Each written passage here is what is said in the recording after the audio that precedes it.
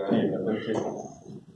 Meddy iki watangira kuvuga kuri uyu mukino wagizemo uruhare wo kwishyura abantu bakina South Africa muri rusange? First of all, I'd like to thank the people who provided us with a friendly game. Ndabashimira cyane. Match nk'izi ziradufasha cyane kugira ngo twitegure match ziri imbere yacu.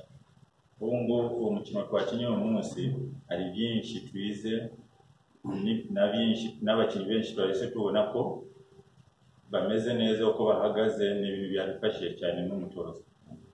Ikibazo kuri Kabila harimo abakinnyi benshi bashyashya muri equipe nationale. Performance zabo zibonye gute cyane cyane abari bakinnye equipe y'igihugu bwa mbere, hari ikibona bazongeraho cyangwa bazabafasha ari divari kuri national team?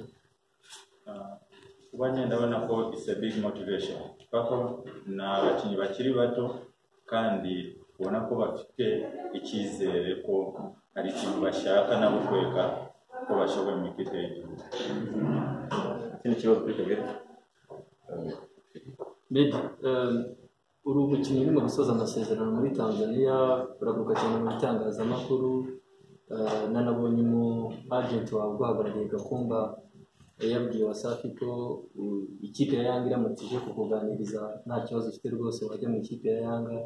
Biti bimeze gute nyuma y'imyaka 3 muri Simba wagiye guhindura icyerekezo?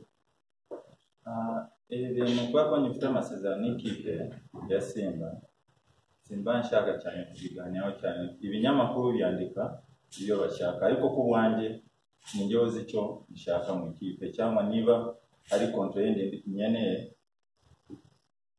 mba mbizi ku bwanjye. Kandi ikindi na agent itanye na amasezerano. Bivuga ko byo Gakumba avuga atari agent wawe? Na agent itanye na amasezerano. Okay, warakoze cyane. Wakoze cyane Kabila.